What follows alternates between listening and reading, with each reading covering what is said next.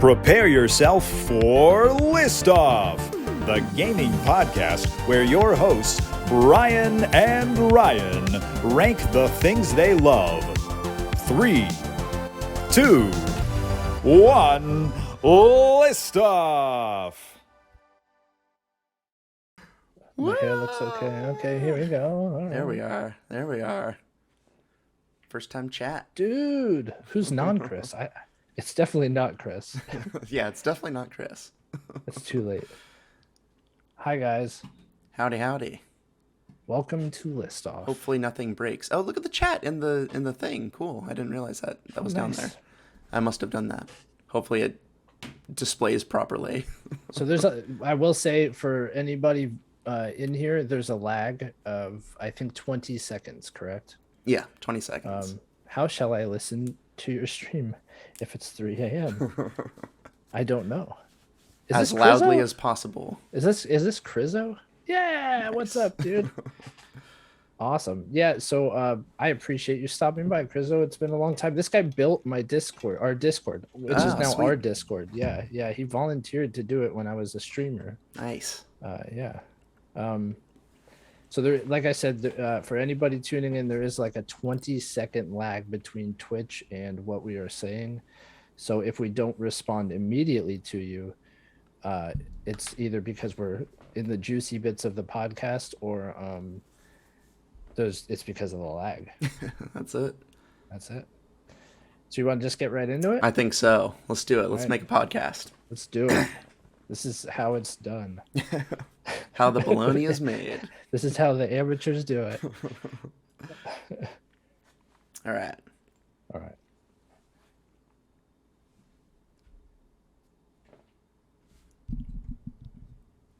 This week, we assume direct control and talk about the top 10 video game controllers. How's it going, Ryan? Live Ryan here. I know. It's going well, Brian. How are you doing? I'm doing great. We are streaming live to Twitch with overlays. We're doing the whole thing, making a podcast. This is fun. I like it. There's a lot more energy this way, right? It's cool. Yeah, it is interesting. Yeah, I'm glad everybody, for everybody who's tuning in, it's a different dynamic for sure. Yeah. But this is very exciting. We're going to talk some games that we've been playing. We're going to be talking about those top 10 controllers. So good episode to start this off with, I feel like. Yeah, and for those tuning in, they get to see our props because we have brought controllers to the table. So, That's right. Yeah. It's going to be very exciting. For sure. So without further ado, let's get into our pre-flight checklist. And Ryan, why don't you tell me a little bit about what you've been playing this week? Certainly. So it's kind of been the same 2 games for me this week. I haven't had much time to play video games, unfortunately. It's a busy time of year at my, mundane work. And it doesn't allow me a lot of free time in the evenings. But so I've kind of still chipping away at Link Between Worlds and Jedi Fallen Order. And I'm really enjoying both of them. I know we're like 2 days out from the quarry, and I do think that's going to be a day one for me. I think I've talked myself into it at this point, and I'm all aboard the hype train on that one. And I think I'll still finish Jedi Fallen Order, and I'll definitely still finish A Link Between Worlds. It's my second playthrough for Fallen Order, but I am enjoying it that much. Link Between Worlds is really, really good as well. I don't know. I just don't find myself sinking as much time into it. And I don't know if it's because it's a handheld, it's on the 3DS. I don't know if that's part of the reason why I can't just sit there and play for hours and hours and hours, but it's good in smaller increments. And I think the game is designed well around that. Like, it's very aware that it's on a handheld console, and it's kind of designed so you could go in and do these dungeons and chip away at it and have like your little 20-30 minute session and like put it back down for the night. Yeah, I will say I 100%ed this game. I loved it so much, but I definitely played it at the time that it came out. So what was it, like 2013 or something? So I was still very much in the 3DS phase and loved every minute of it, but I can totally see where you're coming from. I think the game Yeah. is designed in that manner because it's a portable game and they want you to be able to kind of do those bite-sized chunks. But Absolutely. I mean, it even tells you like put down the 3DS, Ryan. oh, geez. It does. It like yells at me if I play for a half hour. It's telling me like Yeah. stop. That's Put that it Wii era where they want you to get outside and stop whacking your friends. I don't know, man. Yeah. Nintendo doesn't want you to whack your friends. That's right. They have that whole diagram with the Wii remotes and a nice Yeah. like open window so you can get some sunshine. Right. Oh, Yeah. that's true. Yeah. Well, that was the Wii. They don't really do that as much on here. The game actually tells you to put it down. I Like see. the game itself, because you go to like those little birds to save, Right. and if you've been having like a 30-minute, I think it's probably 30 minutes or longer. It actually tells you like, hey, time to call it quits. Buddy. Right. Stop whacking your friends. They don't want you in that 3D space for too long. Exactly. And Jedi Fallen Order 2, yeah, I'm like a few planets in, it is that story but I think in like the midst of Kenobi and these other Star Wars series that we're getting, it helps me recognize that Jedi Fallen Order is a really good Star Wars story. Yeah, I would agree with that. It did what many people would consider to be an impossible task. I mean, other media has done it before, like books have done it before, and video games has done it before too. But it's always tough, I think, to overcome that obstacle of bringing in a new story with a new character that nobody's ever heard of. But I also think like Star Wars is some of the best like environments and lore to do something like that in. It's so rich, and there's so many like little nooks and crannies of the galaxy to explore that haven't been seen before. And I think Jedi Fallen Order does a really good job of doing that. It could have gone deeper, and I'm really hoping the sequel does. But yeah, I just think it's a very good story that kind of weaves in and out of the Star Wars just enough. It weaves in and out just enough of that Star Wars we know and love to not be like fan service, like blatant fan service, but also tell like a very, very compelling story. Yeah, I would definitely agree. I really enjoyed the story. I feel like the characters were very memorable.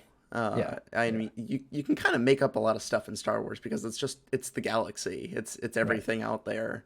And they definitely drew on a lot of things that we've seen before, but kind of had their own thing. So I think it's an exciting story, and maybe we'll get some interweaving parts of it in other Star Wars media. There are rumors of that, so I know. see. I haven't seen the latest. I haven't episode either, of Kenobi, so. which came out today. So yeah, no spoilers, guys. Yeah, no spoilers on in it. chat, please. Yeah. Well, And I do want to ask you what you've been playing, Brian, but really quick, I want to mention chat. Crizzo, awesome that you came by. I love that like people are chatting, and yes, Brock, please touch grass. Like, Yes. please touch grass. Also, Do me a favor. We have to have the obligatory. Do we sound okay? Are the levels all right? Everything Yeah, in the stream that's looking true. good? That's a fair let us question. know in those comments, please. That's a fair question. And I'm sorry that you had COVID, Crizzo, but I'm glad you seem to be feeling better. Ooh, that's rough. Yeah. Well, I have not been playing much, but I have been fiddling around with my PS Vita just because that thing is so beautiful to look at. I sent you a picture today, Ryan, of Oh yeah, the white and my, the white. my white PS Vita, my white PS5, and it's a beautiful combination. Did you put that on social media? Because that was a good picture. No, man. I should. Yeah. I built the thing that it's on. It's just like a stained butcher block with some legs on it, but I was very proud of that one. It is. It looks good. Yeah. You can even use our official Twitter, man. I should. Yeah. So I like I told you before, I have a bunch of games on there because I got a PS Vita when it came out. I did PlayStation Plus for years and years and years and have just all the free games. So all that is just living on my Vita. And I have been sinking some time into Luminous Electronic Symphony, which have you ever played Luminous in any capacity, Ryan? No, I do like puzzle games though, and I've Yeah. heard very good things. It's fun. I mean, it's Tetris on steroids because, yeah, you're just dropping blocks, you're making combos, and then there's just like lights and music, and it's so flashy, and the things you do contribute to the beat. So, actually bringing blocks down at a different rate kind of has different notes play in whatever speed you're actually dropping the blocks. Right. And then when it actually lands, it'll, do something in the music, and it's constantly changing. So all the colors change for the blocks, all of the sound effects, just everything is very dynamic. So cool. Luminous is a very fun game, beautiful on a Vita. So yeah, again, Got that OLED screen on right? that OLED screen. So I think we're 1 week away from my Steam Deck, and that's when I'm going to get back wow. into things like Elden Ring and whatnot. But right now, So just how that does Luminous. How does that work with the Steam Deck notification? Is it like you get notified when it ships, or is it like you get notified of a date that you'll So be? in Steam Mhm. and email, a bunch of different ways, they contact you to say, hey, you have now 72 hours to purchase your Steam Deck. And then once Oh, you buy it, yeah. then they send it to you, and it takes about 2 to 4 business days, is Oh, my that's cool. understanding. Yeah. Yeah. But yeah, I think the last check that I did based on the, I forget what the time is called, but like time since Right. 1970, whatever computer time it's actually tracking, I'm Yeah. like 80% of the way to being allowed to buy this product. So Ooh. getting closer. I know we talked about in the future doing top 10 handheld systems, so we'll have to wait Oh. till the Steam Deck comes out and you get the chance to experience it. Exactly. All right. Well, is that our pre-flight checklist? Have we Yeah, completed that's it? it. All That's right. it. Well, I say without further ado, then let's get into our top 10 video game controllers. Let's do it.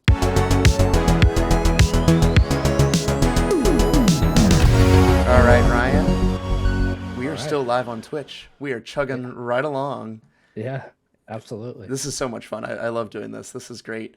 I am hoping to be able to just grab this video too, to be able to put on YouTube. Right. And it's Make like your life easier. a nice clean thing. So Right. we'll see how that works, if that's Yeah. actually possible. But I want to get into these top 10 controllers because controllers are the interface, the way that we experience these video games. It's our hand in the virtual world. And Yeah. I think we all have favorites, and we want to discuss the ones that are near and dear to our heart. So, Ryan, do you want to start off with your honorable mention? Gladly. That was really well said, by the way, Brian. I feel like I've heard that description of a controller before, so I'm drawing from inspiration there. Oh yeah, I'd never heard that before, so I was like super impressed you came up with it. But I guess it's plagiarized, so Exactly. like a little less impressive, buddy. Everything's plagiarized, man. Yeah, that's true. This whole podcast is plagiarized. I know. Nothing we ever say will be new. That's right. That being said, for my honorable mention, I want to shout out. It started as a general entry. It started as a general entry of arcade sticks, right? Because I think it's such a unique feel to go up to an arcade cabinet, and it's so different from what you experience on like a handheld controller, right? You have that stick for one hand and all the buttons for the other. And especially like 6-button layouts, things of that nature. Even the simpler like 3-button layouts for beat 'em ups, have value. But ultimately, I figure since we're gonna get into specifics, I should name at least one specific arcade stick, and I want to name the NES Advantage. Yeah, buddy. This was like the first controller I remember being in awe of.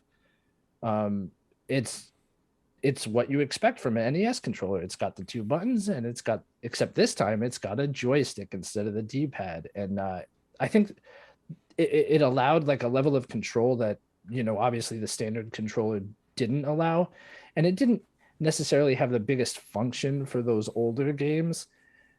But man, that turbo button for retro games was like the most clutch thing. You want to beat your friends in almost any game out there, use the NES Advantage, aptly named NES Advantage, because that turbo button gave you an unfair advantage in a lot of NES games. And it's funny because like I remember later controllers having turbo buttons, right? Incorporating them, but gaming had moved on from that era where like button mashing was as big of a mechanic, right? And I remember like I had a GameCube controller that had a turbo button, and it just didn't have the same feeling as the NES Advantage. It didn't give me that step up on everybody else, because by the time we reached that era of gaming, things were much more precision based. But yeah, man, the NES Advantage is a true classic. Nice. And it's my honorable mention. That's very good. I feel like it bridged that gap between home console and arcade that I feel like probably people at that time were looking to do that and Yeah. get a familiar controller. So yeah. Yeah. I can't remember if I ever had one or if, like my brother had one. I've definitely used one before, and it's a pretty sleek device there for sure. Oh yeah, absolutely. Great pick. Thank you. All right, well, my honorable mention. This is one. This is a funny one for me, because I loved using it, but I don't have it anymore because I just was able to make so much money on it, and that is Wow. that is the Ring Fit controller for Ring Fit Adventure. Wow. Wow. Okay. This is unexpected. Sure. So I got one of these kind of when it first came out, and I really liked this game. It was a pretty cool way to do a workout in a Nintendo fashion. And Yeah. I would say this is probably the best one if you actually want to get a workout from any video game, really. Yeah. It was I forget what the rings are called. It's not a new concept, this like exercise ring. But it was very resistant to pushing it together. It was a hardy device.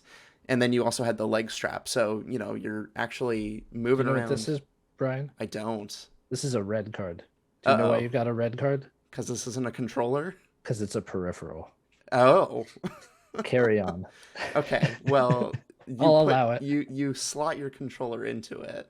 So No, it's cool, man. I'm just messing with you. well, that's why it's my honorable I mention. have a few like questionable picks on my Sure, list, sure. so I'm all for it. I think man. this is the most fringe thing on here, so I think I'm safe, and it's an honorable mention, so you'll allow it. Yes. So, but yeah, I mean the controller itself really was pretty cool to see the movements you were actually doing translated on screen, and actually I sweat a lot when I was playing this game, so I had a lot of fun with it, and yeah, it can live in the honorable mention as a kind of pseudo controller peripheral, if you will. You have like a real knack for selling high, I noticed. What do you mean exactly? Like you sell things when they're at a premium, and then eventually like Oh, the yeah. value goes down because I think something like Ring Fit now is in a larger rotation, right? It's easier to get your hands on Ring Oh, it's on Fit. sale too, like Right. half the time for like $55. Right, So but did you sell it when like you could not find it anywhere? I sold it, so I bought it for 80 MSRP, sold it for 160. And yeah, people, that's why I sold it, because I wanted to get that money. That's awesome, man. I wish I Didn't had you- it now. I want to get another one, but I'll probably spend that $55 if I see it on sale. Right. No, I mean it's a game I've always been interested in trying out for sure. I think you'd like but, it. It's $60 though, right? Like It's I mean, I guess 80 if it's on it's $80. yeah. Well, see, there you go. Like a lot. it's tough. Yeah. But how it's much is tough. your health worth, Ryan? I could just go for a walk That's true. outside. That's true. Like, I'll figure it out. You'll sweat as much as in Ring Fit for sure. Exactly. So yeah, I know I said we'd have props, and I'm now at my number 10. I'm now about to talk about a second controller, and I do not have it here. But I promise you, by the time we get to my third entry, I will have a prop for you.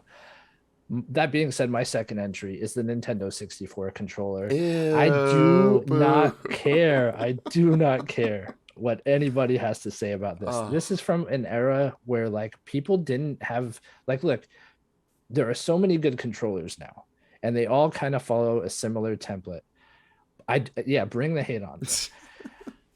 The Nintendo 64 controller, I think, like crawled so today's controllers can run, right? Sure. It's innovative. It is innovative, and it had the C stick instead of the second like whatever joystick, right? The C buttons. Right, the C Yeah. buttons instead of the second joystick. Right. Yeah, the C stick was GameCube. Anyway, and it still offered that same effect, and like this very much was that stepping stool for the next, for like, oh, okay, like what if we carried this one step further and had dual analog sticks, like, but this, without this like innovation, who knows when we would have like reached that point, right? The Nintendo 64 definitely contributed to that. Plus, like, I loved it at the time. I loved like that little third appendage sticking out in the middle. It was a cool looking controller. It felt good in your hands. I mean, I almost never used the D-pad. I think some games you had to like switch weapons and things like that, but if you held just that middle appendage and the right side of it, like, it didn't feel bad in your hand. Mhm. I know there are a lot of problems with the sticks as it gets more and more wear and tear on it, but like, I appreciate the effort by Nintendo, and I definitely appreciate that they weren't afraid to go out and try new things. Yeah. Yeah. I think it's worth mentioning that expansion slot in the back of Oh it for yeah, with the the Rumble Pack. controller pack and rumble pack Yeah, and transfer pack. I mean, it was right. so versatile, all the different things you could do. It was. And was this the first instance of Rumble as well? I believe so, I believe because so I too. can't think of That's any other controller that did that. crazy innovative. Yeah. Yeah. Yeah. It I was mean, it was crazy. I mean, you had to put batteries in it, and it was just like that force yeah, feedback. It wasn't anything spectacular. it was cool. Oh my gosh, you say that in hindsight that it Of wasn't course, of anything course. spectacular. But you were just talking about Star Fox 64 last Yep. week, and how big everything felt. Like, I remember how huge it felt playing that with the Rumble Pack. Right. Especially like drop a bomb off and feel that rumble. It was Sure. insane, dude. It was Yeah. insane. Yeah. Yeah. It was crazy because you could go to Blockbuster and rent Star Fox, and Yeah. they would also rent out the Rumble Pack at the same time. So that was the Smart. easiest way for me to really feel that and experience it. So Right. that was See, yeah, awesome. I know this is like typically a hated controller, but I think it is so undeserving of that hate. Yeah. And as That's long as it. you switch to 1.2 solitaire in GoldenEye, you could use that controller for first person just fine. Yeah, I Mo- mean, we can move on. yeah, we can move on. We can move on. All right, good pick. I mean, the colors, another really cool thing about the controller, just like a variety of Yeah, colors. that's true too. There were a huge variety of colors and see-through. You could get like Sure. transparent ones. Yeah, Yeah. it was good, man. Man, I was tempted, so it's not on my list, so I didn't bring it for show and tell, but Yeah. I have two gold controllers N64. Are they close? No, they're in storage. Fine. I know. Oh, point to that. So we did our special edition consoles episode not too long ago, and I had said in the episode, I have the gold N64 as I mentioned there, and I had mentioned that they are just reskinned fantastic consoles. Yeah. So they took like whatever translucent one and painted it gold. Painted it gold. It's true. I went back and looked at my gold N64, and you can, if you push down the cartridge slot, you can see I think it's a translucent green one. I think the jungle green was like their That's go-to funny. one. Yeah. So yeah, it's just a jungle green N64 painted gold. Well, hey, man, whatever works. Yeah, that's it. Good pick. Thanks. My number 10 is the NES Zapper. So Really? yeah. Is this a controller? Yeah, is this a no, peripheral? 100%. Okay, Yeah, okay. yeah. I would say it's a You controller. use it to No red control. card here. Okay, good. Yeah. So I mean, yeah, you're shooting at things. This is your way of interfacing with the game, the only way. All right. Uh-oh. If I may, I know you just started talking about it. Do you have another light gun or like zapper on your list? No, this is the And one. so I figured, right, I have one entry for a zapper, Uh-huh. not to give things away. You went with the NES zapper as like the best, huh? Yes, 100%. Okay, all right. So Okay, I let's hear mean, it. so my favorite ones. I love the Zapper. I love the way it looks. I love that it's in Splatoon.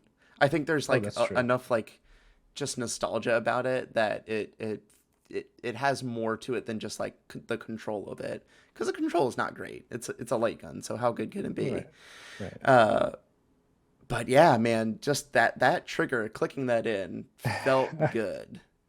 And trying to cheese the game felt good by just like getting right up on it. You almost had to. I know. That's basically how it worked, right? Yeah.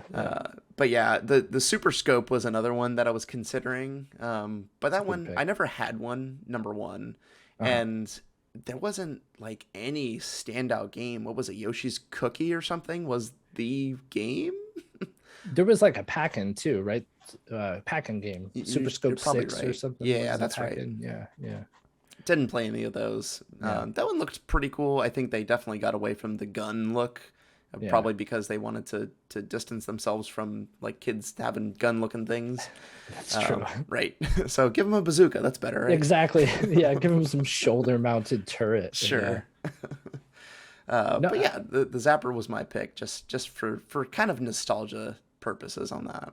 it's a good pick. I do like that you pointed out the trigger because it kind of had that like tang to it Yeah, when you pushed it. It and was that click. like the ting. It almost Yeah. feels like a GameCube shoulder click to me. It has a similar vibe. Yeah, I could see that. It's just really like the inaccuracy of it is the reason why it wouldn't be on my list. Sure. Not to give too much away, but like, yeah, it was like horribly inaccurate in my eyes. Like that dog was laughing all the time. That's right. In my face. It made me sad. Sure.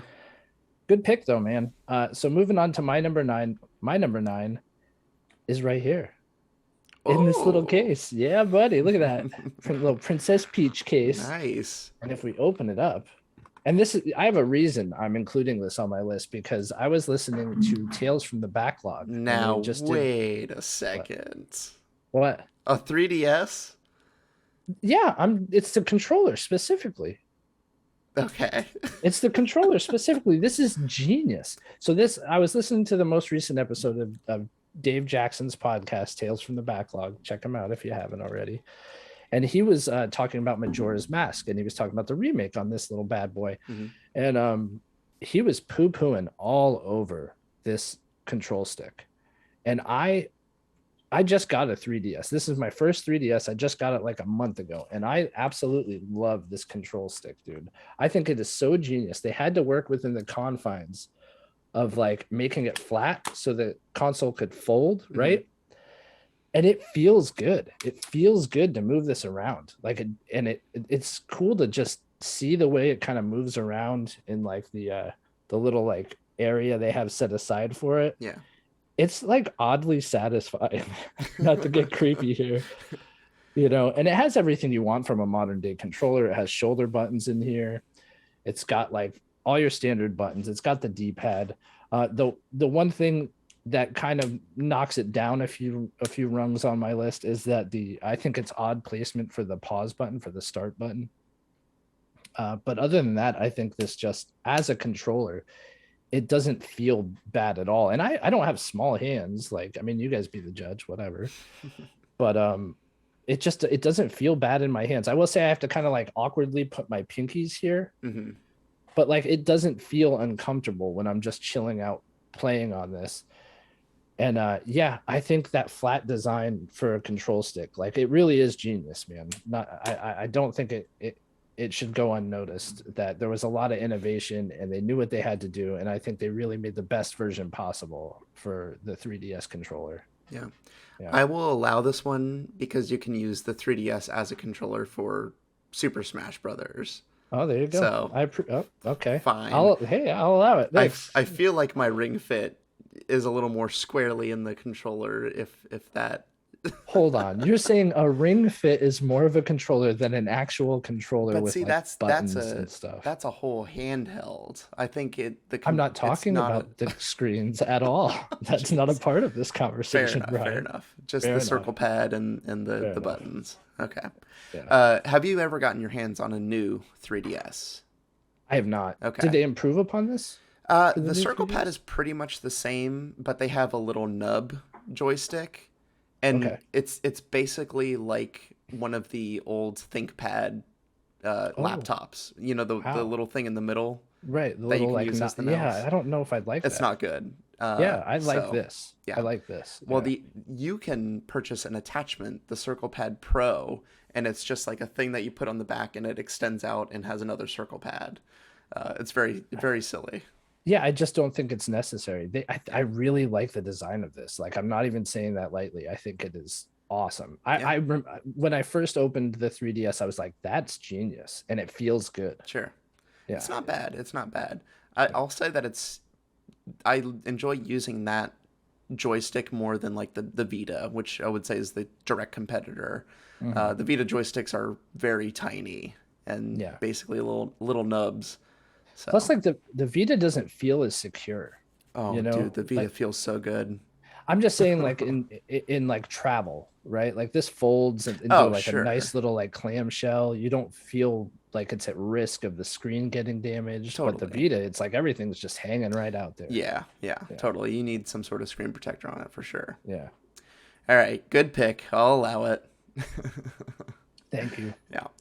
All right. Well, I have my first show and tell here with my number 9, and it is the Switch Pro controller.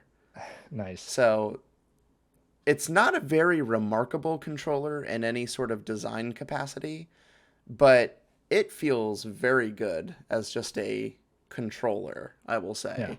yeah, It's very much like an Xbox style, with where the joysticks are. yeah. Uh, and it's pretty hefty. It's I don't know. It's not as heavy as like other controllers that we'll probably talk about, but I like the design of it. The face buttons I think are my favorite thing because they are Hmm. so big compared to other buttons on other controllers. Um, so yeah, Yeah, it's a I good mean, controller for Switch stuff. I think it's kind of a disservice to say it's like an Xbox controller. It definitely, I think, is a little more. It's the right size. It's closer to the right size than Xbox controller is. Like, Okay, well, I'm like original Xbox, sure, Uh, yeah, yeah. It's a good pick, man, for yeah, sure. thank you. And isn't there like a secret message on it? Yes. Like, Under like one of yeah, the joysticks, you have to like tilt it, and I forget what yeah. it says, and I can't remember exactly how to see Thanks it. for But thanks for giving us all your money. yeah, this thing was so expensive. But it's the only way that I can play Switch on TV now because my Yeah. Joy Cons are Oh completely gosh, unusable, trash, right? Yeah, and I yeah, wanted to get some sort of Switch thing on here because I will not be talking about the Joy Cons because those are same, trash. same. No, me neither. Because like I wanted to love the Joy Cons when I first got the Switch. I was one of those like sad saps that bought 1-2 Switch Oh and like no. right, total proof of concept, total demo for like what the hardware could do. But I was genuinely impressed by some of the haptic feedback in the Joy-Con. Hmm. Like they had this little like ball rolling game where you're like Sure. rolling a ball within the controller, and it felt like you were rolling a ball. It was pretty mind blowing. But yeah, the drift, all that, and once like time of use like made it apparent that the Joy-Con is not a good controller. Right. Like It's it's so just not. small too. It is. Like I never know anybody who wants to come over and play a multiplayer game and wants the Joy Cons. Even when Right. you put them in that little like docking station, nobody wants it. Sure. Yeah, drift like I was shocking that Switch sells so well. Joy Cons sell through the roof, and like they haven't fixed drift in Right. like what 5 years now. Well, there's no problem according to Yeah, them. So right. who cares? Of course. Yeah, good job, Nintendo. Right. Thanks for giving us all your money. Yeah, great pick. So I have show and tell here for my number 8, and people would probably want this higher on the list, but my number 8 is, I think, exactly where it needs to be, and that is this little bad boy, the SNES controller. Sweet. Yeah, it was that first step up from the NES, and the first time I was like, what am I even gonna do with all those buttons? Oh yeah. I just remember seeing it and thinking like, man, that's so many buttons. Like, how will I be able to remember all those? Like, Jeez. yeah, well, it's funny looking back now, right? But it was a huge step up from like everything before. It was 2 buttons, 1 button for the Atari 2600, right? And then all of a sudden they just bust this out and it's got 4 buttons on the faceplate and 2 shoulder buttons. Like, wild, wild. But it doesn't feel good in my hands now. Mm. I definitely outgrown this controller, but at the time, I was but a young lad, and it fit really, really nicely into my hands. And I think it's a good controller. I think it was a good evolution from the original NES controller, but I think like the biggest reason this made my list is because the memories I made with this controller in my hand. Right. And I know that sounds corny, but like, oh my gosh, some of those SNES games are just like the absolute most classic games ever made. Sure. And like some of my fondest memories of growing up in gaming, right? Hmm. So yeah, man, this little bad boy right here, It's a perfect D-pad. I mean, how do it you get is. better than that? You really don't. And I mean, even still, like it's that you're absolutely right. That D-pad feels great. Yeah. And it's good button placement, everything about it. Introduction of shoulder buttons. And I know for a fact, like a lot of kids looked at this and looked at the 3-button Genesis controller, and the decision was made for them. Sure. And as silly as it sounds, they were like, well, this could do more because I mean, look at all the buttons Yeah. it has. Can you Of course it can do more. can you show those shoulder buttons off? I Yeah. just need to see those. You just want to like They're nice and long too. That was kind That's of true. I could cool. just Yeah, you can rest your hand in a million different ways.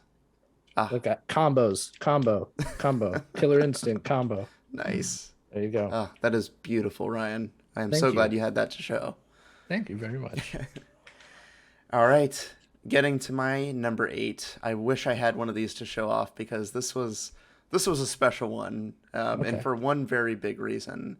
So my number 8 is the Sega Dreamcast controller. Oh, And yeah. I would say for me, okay, this is a bad controller. Okay, listen, it's good in some very important ways, but it had a very small amount of buttons compared to other controllers at the time. I think there's 11 or so.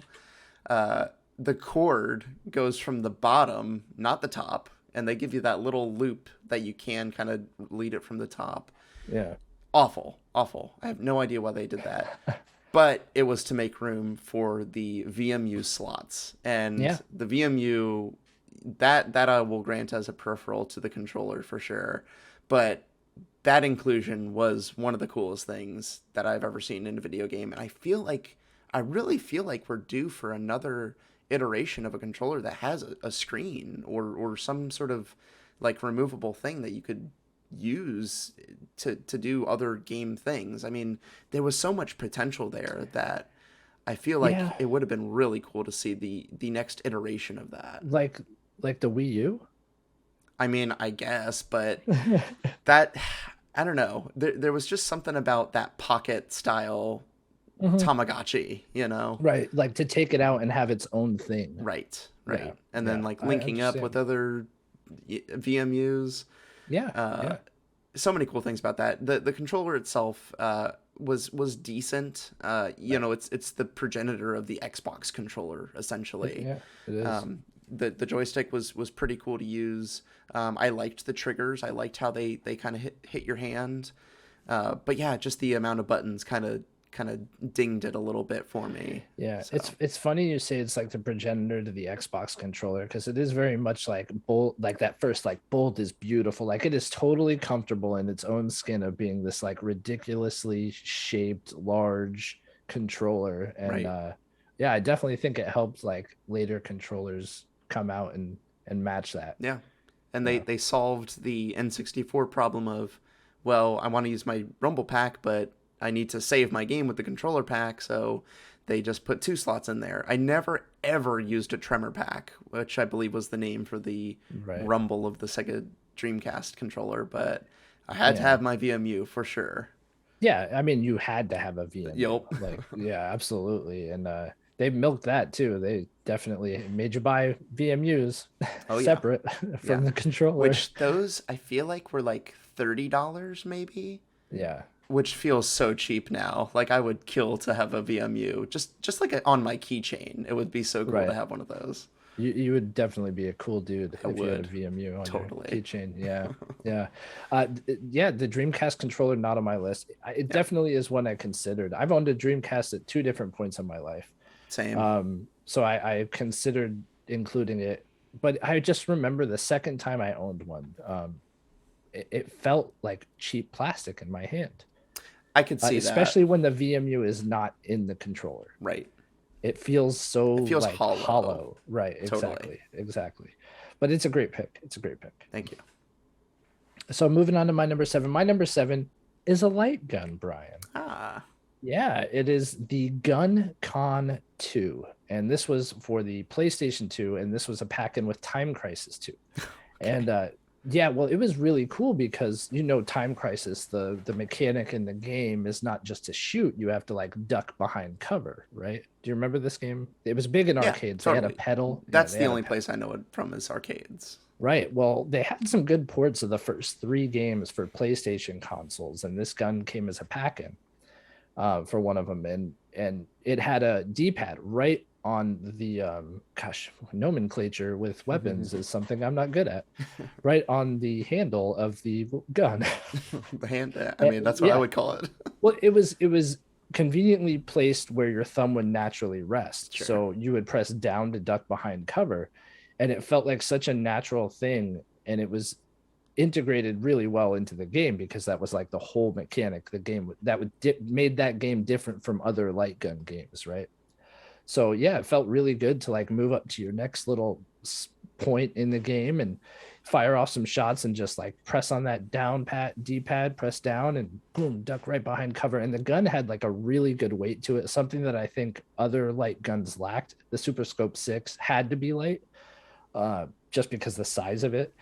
The Zapper felt like very light. It just didn't. Yes, I have extremely fond memories of the NES Zapper, but it didn't feel good, especially playing with it as an adult. Whereas, like, I could hold a gun con to now, and it would feel great. Yeah, I think this is the best light gun for video games that was ever made. Nice. And I actually like ruined one once. This is so bad. Oh no. Well, because I no longer had anything to use it with, right? And I was going to MegaCon in Orlando, and I was cosplaying as Nick Fury, and Nice. I needed a gun. So like, hey, here's the gun con. So I cut like the cable off the gun Oh con. no. And, yeah, well, it worked, man. Hey, I got a lot of compliments. Sure, sure. Did you like paint it, or that was you just cut it and? No, I painted it. Oh, Yeah, you did. yeah, Okay, I painted cool. it. Yeah, yeah. I'll have to like put pictures up or Yeah, something of that cosplay. nice. Yeah, I think it was pretty good. That's awesome. Yeah. You had the eye Yeah, patch and everything. I had the eye patch and everything. I made the Wow. eye patch, and like I made a cigar that wasn't real. It was like rolled leather made to look like a Oh, cigar, you know? nice. Oh yeah, I went like all out, man. Sweet. Yeah, yeah. So the gun con too, though, not Nick Fury. What That's my was number 7. what was this the Genesis gun? Do you remember what it was like? The Menacer, was that it? Yeah, it was. It It was the was. Menacer, Yeah, and it looked like a smaller Super Scope. right? I Yeah, was just yeah, yeah, thinking like it looked very menacing, and then yeah, I'm pretty sure it yeah, was the Menacer. yeah. It was. I'm positive you're Okay, right. yeah. Yeah, Good pick. I'm glad we both had a light gun. That's good. yeah, yeah. Absolutely. All right. Well, my number 7, this one might be a little troublesome for some people, but Why? I think it did stuff for games that like none of us were prepared for. And that is the Wii remote. This Oh this is okay, so this is my N64 controller. The Wii no! remote, okay, Unfair here's comparison. oh my gosh. So the Wii remote honestly like did great for certain games. I honestly liked the Wii remote for Super Smash Brothers Brawl. That was my go-to controller Or for that like with game. the nunchuck. With the Right? nunchuck, you Yeah. have to have the nunchuck Yeah. to have Yeah. any sort of All right. yeah. Yeah. The nunchuck is basically the N64 third pillar. It's got that same shape, Right. same feel. Right. I feel like this, it brought upon a level of innovation that was something that no one had really ever seen before. And the design of it to just look like a remote that, dude, it opened up so many people to playing video games. And I think It's true. that Yeah. has to No. be celebrated in some 100%. capacity.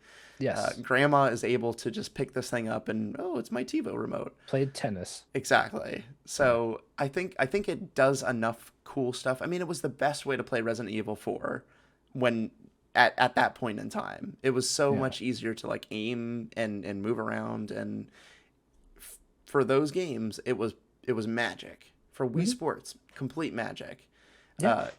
All the iterations that we got with the Wii Motion Plus, feel like I hated the classic controller scenario. Like that stuff was really bad. But the regular Wii remote did a lot for bringing people into the gaming space, and I Fair. mean, we just surpassed that with the Switch, like numbers wise. So I All think right. it's pretty cool. All right, I've been waiting for my rebuttal here, Brian. Okay.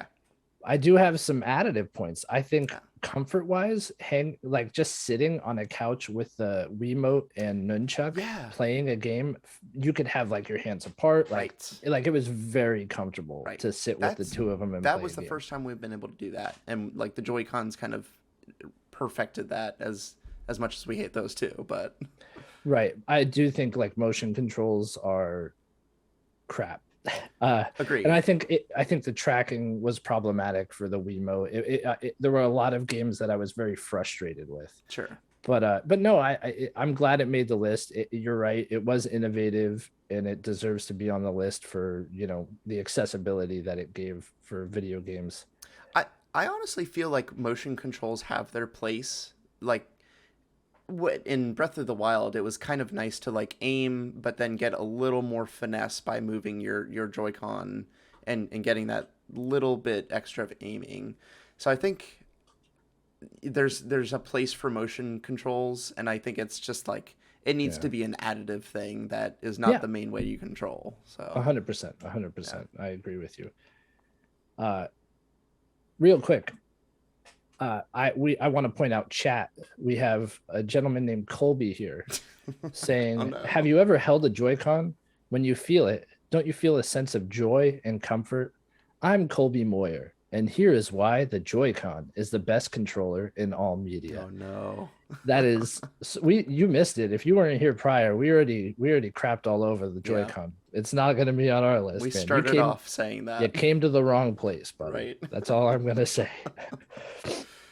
Ours All are right, broken. We all have broken Joy-Cons. Yeah, so everybody. Like, how I can guarantee that be you. good?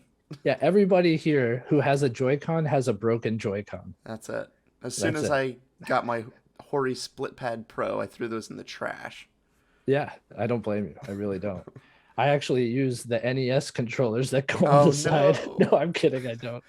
Wouldn't that be The fun? Joy-Cons are basically the Mad Catz controllers of the world. It's what you give your buddy when he comes, and you don't. That's the secondary controller at this point. Yeah, exactly. Ugh. Yeah, so Colby actually confirmed it and said both of his are broken. Oh, nice. Yeah.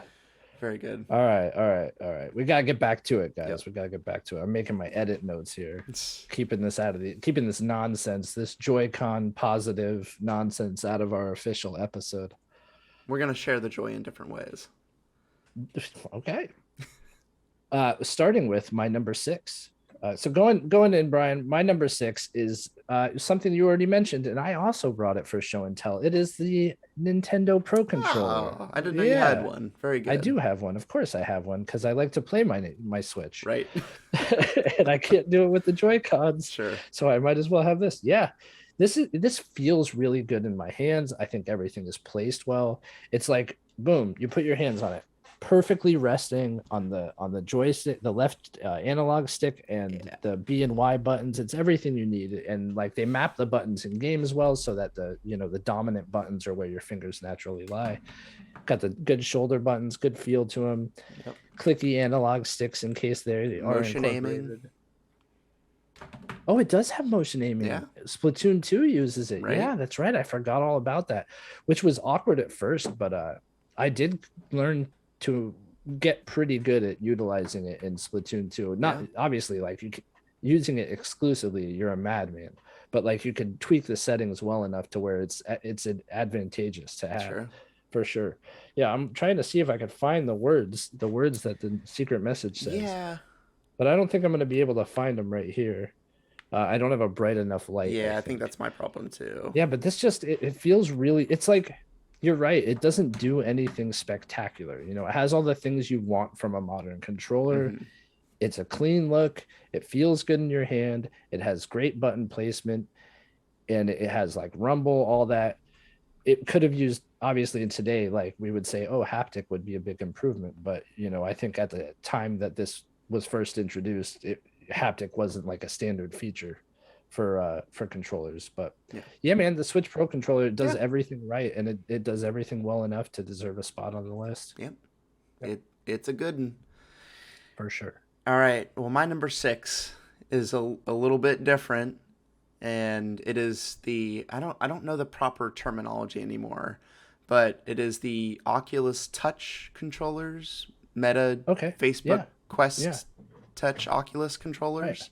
I don't have one in my possession right the second to show. I have the Rift S Yeah. one, whatever iteration, first consumer one. Hmm. But those things are cool. They sit in your hands pretty well. They look Absolutely. wild with those circles.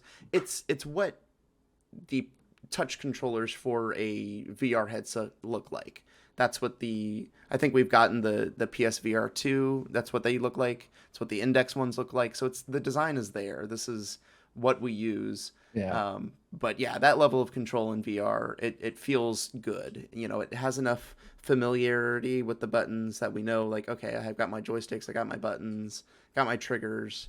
But yeah, translating that into VR, it feels like a pretty good way to do it. You're able Yeah. to, whenever you have a bow and arrow, it's, squeezing it and climbing different things. It feels as natural as you can get when you're using a piece of plastic to play a video game. So I think the level of kind of tactileness that you get is pretty apparent when you're using the touch controllers for the Oculus. Yeah. Yeah. No, I agree. They're pretty good controllers. Yeah. I don't have much to say about them. They map movement really well. Yeah. They do feel comfortable in your hand. I will say, like, I know it was a thing with the Wiimote that you brought up earlier, and I can echo that with these Oculus touch controllers. Is you better use that wrist strap, dude. Oh, You absolutely better use you that made wrist me strap. use the wrist strap when I tried it out. So Yeah, you were because trying to like, save your TV. well, if you're playing Beat Saber, like flailing around wildly, like, Sure. yeah, it's probably a good idea to have that wrist strap engaged for Right. sure. Yeah, yeah. Great pick though, man. Great Thank pick. you. So moving on, we're on the top 5 now, right? That's it. All right, so check this out. Do you know what this is? A Sega DualShock. So this, what I'm holding up right now, was a blueprint. It was a blueprint. It was a rough sketch of what Sony set out to achieve. Ultimately, that blueprint led to what I consider the perfect evolution of that rough sketch, the DualShock 4. Sure. Yeah, absolutely, man. How did I make turn one into the other? It's magic. It's magic. Yeah, man, this is a perfect controller. I think it's similar to the Switch Pro controller, Mm-hmm. but it just does everything a little bit better with an added little touchpad there, right? Sure. Which, yeah, fine, gimmicky when games utilize it for that touch mechanic, but also extremely useful for other buttons. I love it. I love it that a few games have like swipe for a map, or down swipe for your inventory. Like, that is a simple thing to do. I could get my thumb up there and boom, do it. No problem, right? It has the double shoulder buttons. I think the buttons feel better on this as well than the Switch Pro controller. There's like a little more spring to the shoulder buttons when you push them down, a little more resistance there. And then there's a click to these ones here. Yeah, I mean, I don't know what else to say. I don't think I have to make many points when it comes to the DualShock 4 and why it's good. Obviously, the rumble's great in it, but there is nothing like playing the Resident Evil 2 remake and hearing sounds come out of this thing. Sure. Because they have a knack for making you jump in ways that nothing else in that game does. Because Absolutely. the one thing I always had a problem with was like the default volume on it is so loud, and that has to be intentional, right? Because it's rarely used, but then when like sounds do come out of it and they're like ear shattering, and maybe you're playing quietly in the dark, it like, oh man, gets your heart racing. Right. Yeah. But there it is, my number 5, the DualShock 4. That's a good pick, Ryan. Good battery life, too. I think the really big drawback for me on that controller, and obviously I loved it. I used it a lot for playing all the PS4 games. The triggers do not feel good to me. I do not What? like those triggers. Really? They Yeah. feel, I like the little spring to them. I like that little bit of resistance. It feels like an early step for the adaptive triggers that we hmm now have, you know? It feels too mushy to me. And I think I Really? had, I had an original one, and I think I played the most on that controller, and Mhm. something kind of broke in it.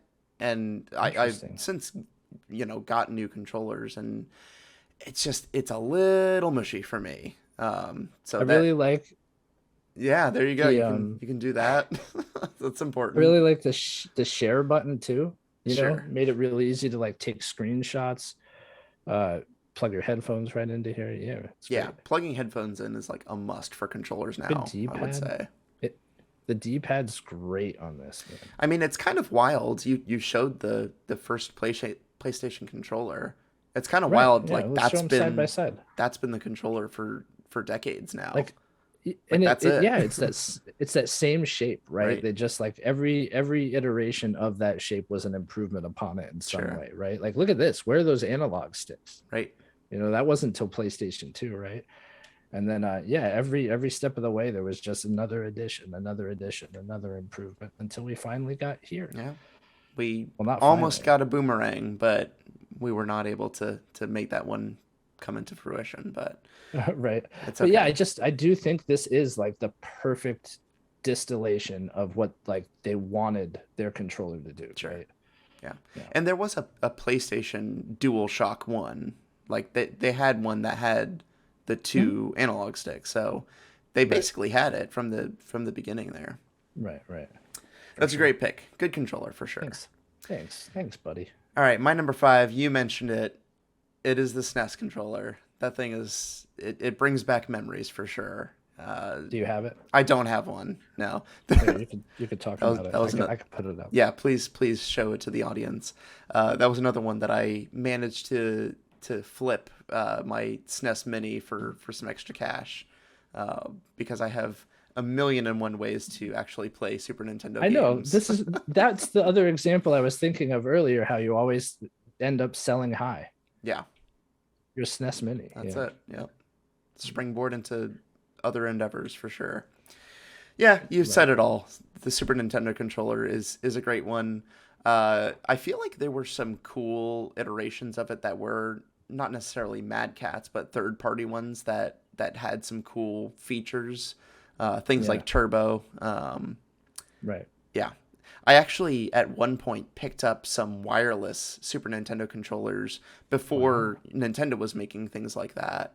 It was just some third party thing that you would plug in the dongle into the Super Nintendo, and you had that wireless capability. So I'm curious, was this during the initial era of the SNES that they had the wireless ones? No, I got Okay. that Yeah, in because that would be like college. wild. Yeah. So it Yeah. was It it was seems like many something many people years would make after. now, right? Yeah. Right. Yeah. Very cool. Yeah. Very cool. I agree with this pick, Brian. Thank you. Maybe not where you put it, but it's a good pick. Sure. So moving on to my number 4. My number 4 is the GameCube controller. I don't have an example here with me, but obviously there was the Wavebird, which I think people consider to be one of the best early examples of a wireless controller. I actually had a variation of the GameCube controller. I think it was Mad Catz or some off-brand, and it was called the Microcon, and it was a tiny version of the GameCube controller. And I know this doesn't seem like it would be good, but I it know the one you're fit. talking about. Yeah, it still fit so well in my hands, and like the button placement, everything on it just felt so good. And I mean, the GameCube controller by itself with the C stick and all the buttons on it. What was it? The Z button was like that odd shoulder button, right? Yeah, I think And it's they didn't have one ZR. on the other side. Yeah, Yeah. yeah.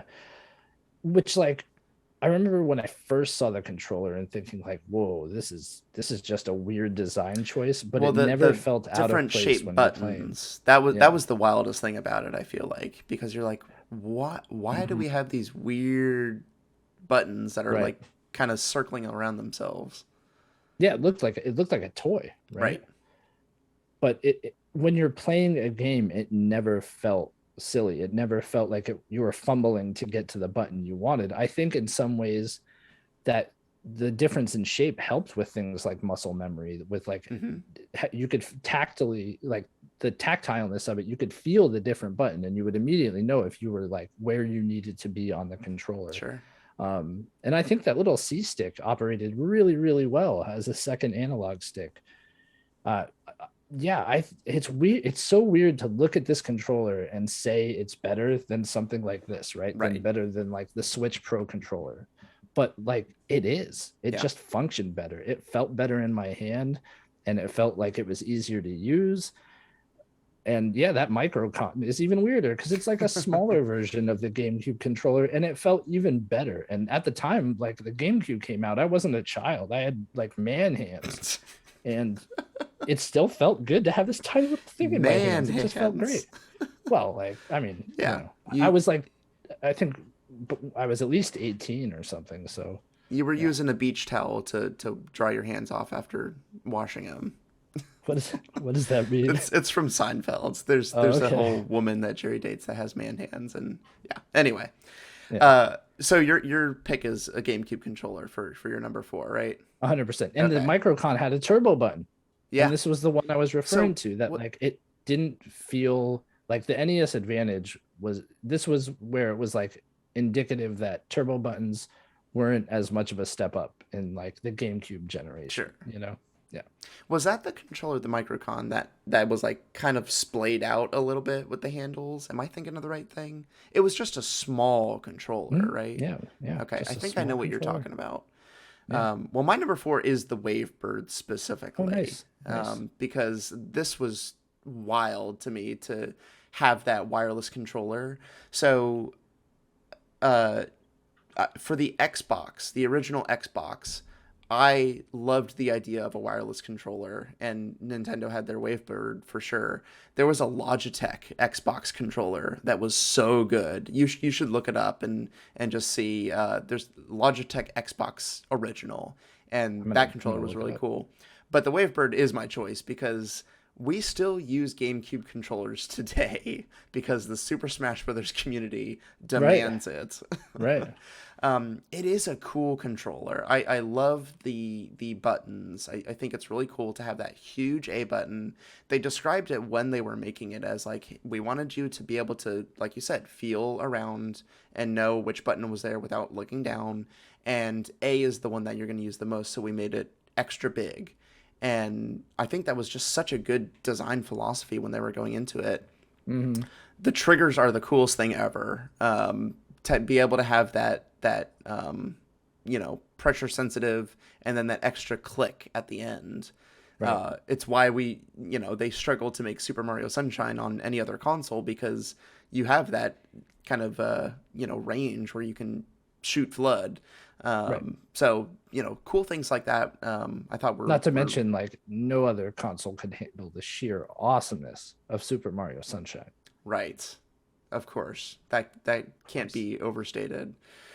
But yeah, the Wavebird was cool. Just because I really feel like that was the first wireless controller that did it exactly right.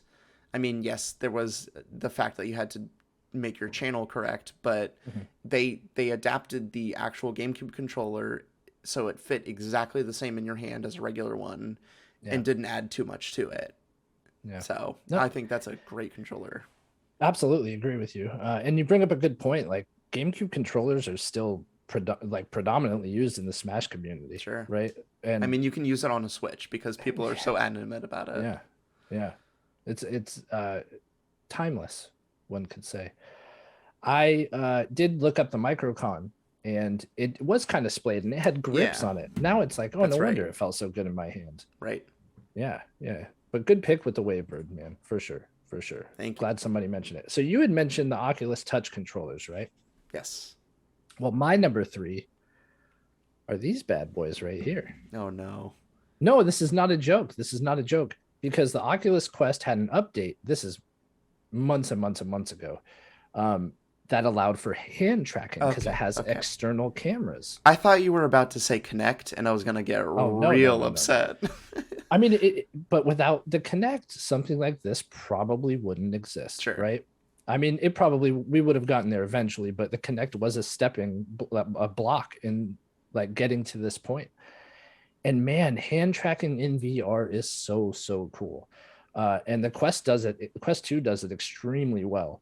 And there's just this like immersiveness that no other console or controller can convey when you like reach out to grab something in VR and physically close your hand on it and you actually grab it. And you could then move it, and then you could toss it from like hand to hand, or grabbing a gun and like holstering it, and it just like it's an incredible level of immersion. And so it's funny, I know like news broke out that Meta was working on these haptic gloves, and people were kind of like like what would the function of that be, blah blah blah. Having experienced hand tracking in VR, I was like, oh my God, that would be mind-blowing, because the one disconnect is that when you reach out to pick things up when you're using hand tracking, you don't feel it. Right. So if they could kind of oh my gosh, give a little rumble on your tippy tips. It would be insane. Like my brain already has problems processing that I'm grabbing something but not really grabbing something. Right. And then if you added that I'm grabbing something and feel like I'm grabbing something, but it's all virtual, like that is just crazy stuff. I mean, that truly is the next step in how players will interact with games. Would you use a Oculus Glove after I used an Oculus Glove? Depends what you did with that Oculus Glove. I'm gonna be honest with you, man. I would have questions. I would have questions. But hey, man, we've been co-hosting for so long. I might just put it on without a second thought. To be honest with you. Good. But yeah, if you have the opportunity to ever experience this, I do recommend it, and you'll see why it made it so high up in my list. It goes without saying that in a virtual environment where everything is based around movement, and especially like grabbing things with your hands, dexterity, the advantage of hand tracking is immediately apparent when you experience it, and it just offers like this immersion that you don't get anywhere else. I like to give a few pumps of lotion into my Oculus gloves before I use them. I would not use your gloves. Okay. That's a big negative. Okay. Well, good pick. I was unaware of that, so that's cool that we're getting some more innovation in that space. Yeah, it's really cool. Next time you're over, you'll have to try it out. Nice. Yeah. All right. Well, moving on to my number 3. Another show and tell. I don't have much, but this is one. It is the Xbox One controller. I would say this is exactly the same as the Series SX controller. There's one button that's not on there in the middle. I think it's the same build. I don't know. I'm almost positive. But this is one. I was really tempted to do either 360 or this one, because the 360 at the time was the perfect controller, I felt. I really liked the way it felt in my hands. Oh, yeah. I liked the clickiness of the shoulder buttons, and this is the shape trigger that I like the most. Kind of that style. I get it. I feel like it's a good shape in my hand. The D-pad, nothing to write home about, and especially with the 360, those things were complete trash. But yeah, I think I really like the joysticks on this thing were awesome. So it's a really good solid controller. This is a perfection of what the Switch Pro controller is. I think this is the one for like a really good basic controller. Xbox One. Yeah. Like a modern controller, right? Modern what controller. You expect from a modern controller. Exactly. Yeah, I mean, interesting pick. I do like the 360 controller as well. A bit of a different shape to that 360 controller, but I think this Xbox One and Series controller is definitely like directly playing on the original Xbox controller and modifying it to fit modern sensibilities. I've never used an Elite controller, but I feel like I'd really like one of those too. So maybe. Yeah. Good pick, man. Thank you. Good pick. So moving on to my number 2. The DualShock 4, right? It was the ultimate evolution of the original PlayStation controller, but the DualSense is a mutation. It is a different strain. Life finds a way. And there's no better proof than the DualSense. Look at that thing. It's sharp. Man. I like the Yeah. red. Yeah, it changed. This is why I think like the DualShock 4 is a perfect evolution of what PlayStation set out to do, and then the DualSense is like the next blueprint, right? I hope they build from here. This just changed what it meant to be a PlayStation controller. It took everything from the DualShock and just mutated it into something so much more. The adaptive triggers are just incredible. Returnal is a perfect example of that. It never feels awkward. And it sounds like if I explain to you that in Returnal, to aim down sights, you would push this down halfway. And to shoot your secondary weapon, you push it down all the way and fire trigger. It sounds like it would be an awkward thing to do, but there is a block. I don't know how they do it.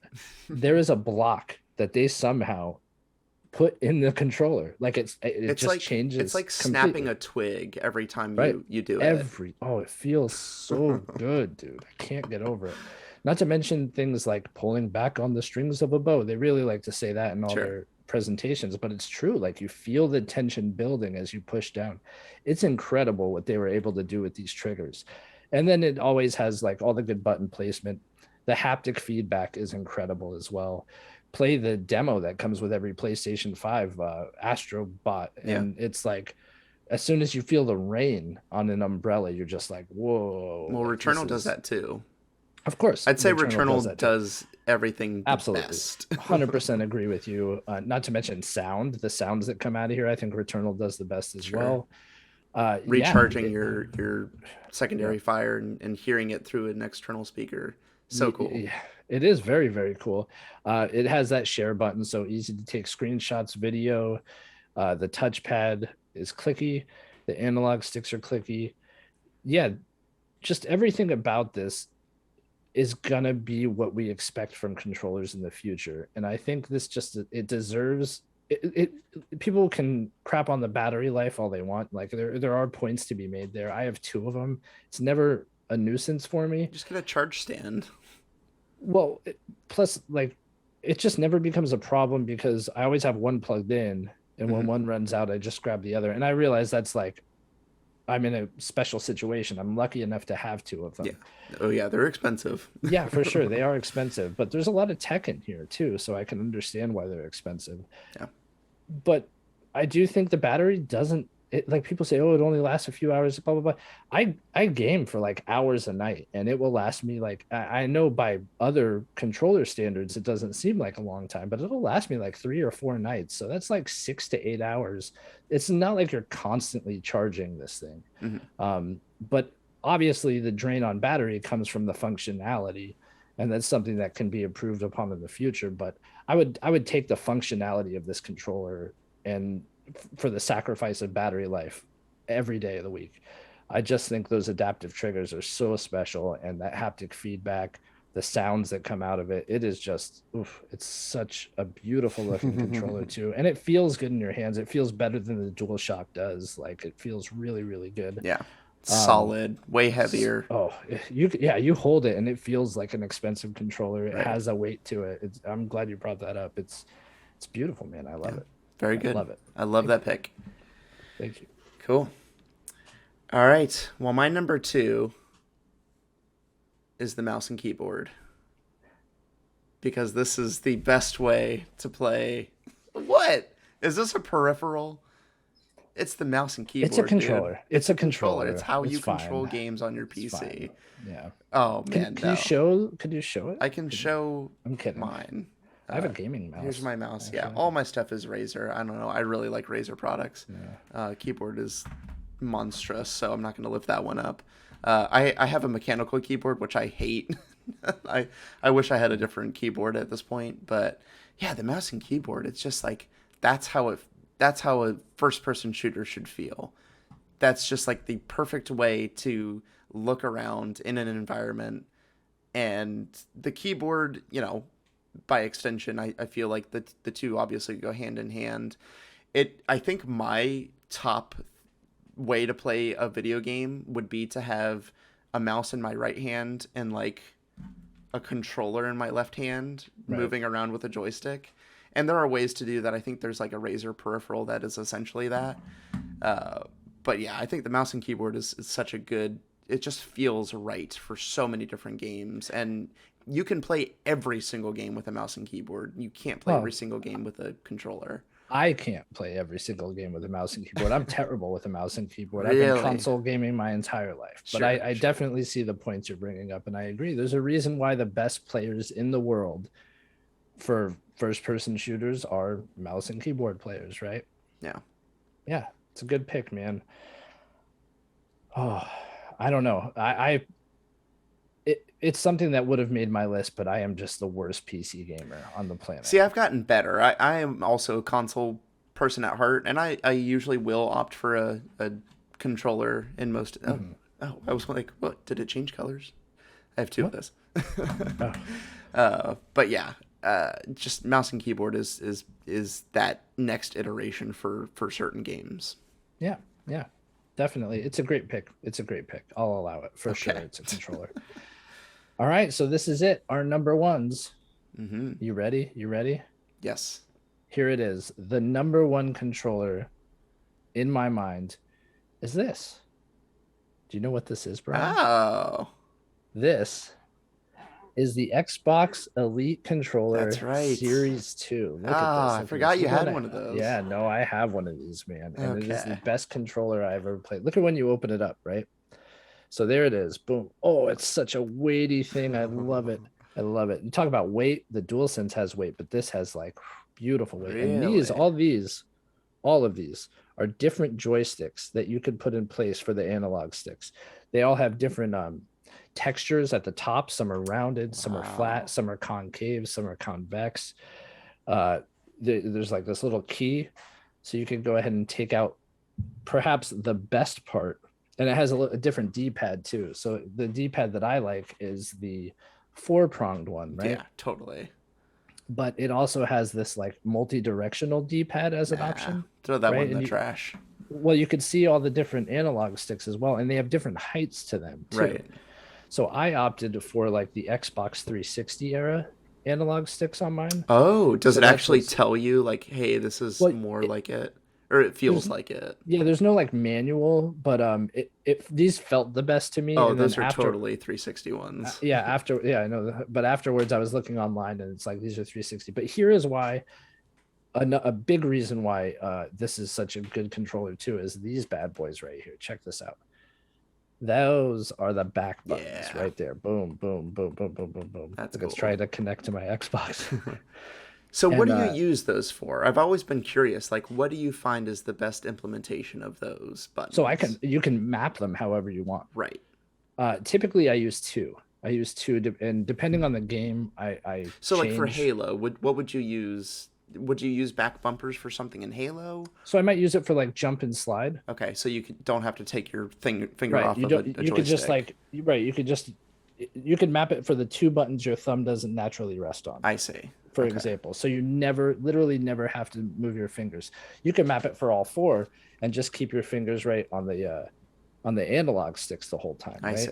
You can just stay like that, and boom, all your buttons are right here. I got You you. do there is a learning curve. Like you have to get proficient at using those buttons, but once you do, it's a supreme advantage Sure. for playing like online competitive games. This has a wonderful rumble. It's not haptic, but it does feel better than the standard rumble. Mm-hmm. It is super duper weighty. Like it feels like an expensive controller. Really good grips on the side as well, on the right here. And then there's a tension. You could change the tension for the shoulder buttons right here. So there's a little like clicker right Oh there. wow.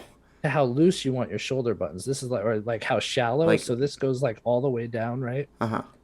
And then if you change it to the middle one, or I'll just go all the way to the lower, you'll get like a quicker response time from your shoulder button, right? Okay. Yeah, it's a super good controller. Wow. I think the strength is its customization. It's just, you can customize it however you want. Your Elite controller will look and feel completely different from mine, and it will suit your gameplay style. And it's also extremely expensive, but man, Yes. this was a gift. And I love my wife very much. And man, it's one of those things I thought I would be like, this is not worth the money. Sure. But I honestly could say it's worth the money. Right. Yeah, which is crazy. That's awesome. I completely forgot that you had one of those. It is expensive, and that's always what's kept me from it. Right. But it's cool to see it actually kind of played with in action, because there's a lot to love there. Yeah, you're Yeah. right about the customization. That I would love to feel the weight of it, because Hmm. that is a thing about controllers that, yeah, if it feels like the Wii U gamepad felt like cheap Fisher Price plastic. If that thing was Yes. metal and, like, I don't know, had rubberized grips or something, it would feel way more substantial. So it Right. plays a Right. lot into your mindset for sure. That's Absolutely. a great pick. I Thank you. want one. Thank you. Um, Yeah, I don't blame you. I love it. yeah. I really do. However, you were right with your other pick, Which because one? the DualSense is absolutely the best controller that there is, because of that new innovation of the haptics, of the adaptive triggers. Hmm. Oh, look It's at that just, purple. yeah, Oh, that's pretty, it man. matches our galaxy here. It does. No, this is it. This is what it feels the absolute best in my hand. Hmm. It's weighty, and now I'm really, like, curious about its weight compared to the Elite. They're similar. They're Okay, similar weights. Yeah. yeah. Yeah, I'd say. I haven't noticed the battery life because I have two and, Right. like, a charging stand, so I just put it on there when I'm not using it and never have to worry about it. And I Mm. game for like 2 hours at the absolute maximum ever. Right. So Free time. yeah. Yeah. But yeah, the DualSense. This is where controllers are going, and even Phil Spencer, head of Xbox, has said they're looking at, bringing all of that innovation into their controllers. That's where I you're could going to get see. that. Yeah, I could see like an Elite Series 3 coming. Sure. Yeah. Yeah. So Yeah, good pick with the dual sense. I yeah, mean, like I can't argue against it. sure. Yep. It easily could have been interchanged with the Elite. And Sure. that says something, right? Like it does say something about value. Yes, the dual sense is expensive for a controller, but it's also a lot cheaper than that Xbox Elite controller. Oh yeah. Yeah. Yeah. Like half the price. Well, those are some cool controllers. I'm glad we did this one, because Me too. it's all opinion. But a lot of us, I feel like, share some of these opinions, because controllers have become, you know, very specific things that we have expectations now about what they're Yeah. gonna do, and it's hard to be surprised nowadays. But hey, we're still getting surprised. I mean, DualSense has done a lot of different things, and I'm really eager to see what's next. Yeah, I want to say a big thank you to Keith from the main quest. We mentioned it last week. This list was a suggestion from him. Thank you very much for that. If you guys ever have list suggestions, be sure to let us know. We're on social media, Instagram at List Off Podcast, Twitter at List_Off_podcast. Go to our pinned tweet too. If you want to be entered in a giveaway for $100, go check that out. Leave us a review on Spotify or Apple. Share a screenshot to that pinned tweet. You're in. It's that easy. Yeah. We have all of our socials. If you will look down Oh below on yeah, the Twitch that's right. video, we're also on TikTok at List Off Podcast. So check us Yeah. out there. Doing the latest dance trends. That's right. You're not going to get me to ever download TikTok, I have to say. So Yeah, yeah. I like it. I don't. I actually kind of like it. Yeah, no. Yeah. My wife definitely, it's probably her favorite app for sure. Yeah. So well, that's going to do it for the lists, and we shall get to our debrief.